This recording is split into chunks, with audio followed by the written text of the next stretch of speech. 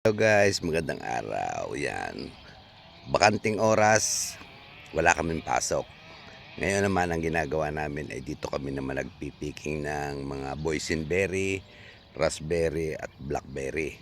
Ngayon ay dito ako ngayon sa boysenberry. Tingnan naman ninyo, ang dami bunga. Ang kinukuha dito ay itong ganitong maitim na. Yan, maitim, matatamis na yan. Pero yung pula ko po ay pagkakaasim. Yan, ganyan. Yan. Tingnan naman yung bunga. Boysenberry. Yan. Dito naman ay binabayaran kami ng $4 per kilo. Sandali lang naman ang 1 kilo dito dahil malalaki.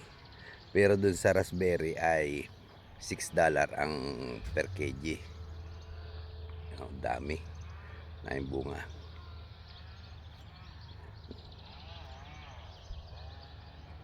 Boysenberry.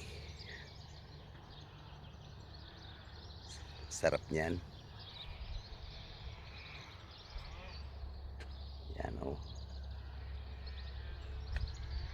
Kaya yung bakanting oras namin sa halip na itambay sa bahay, yan, dito kami nagpipiking ng boysenberry o raspberry, blackberry. Sayang ang oras. Ganito ang buhay sa abroad. Yan. Para alis inip din. Shout out guys. Magandang araw sa lahat.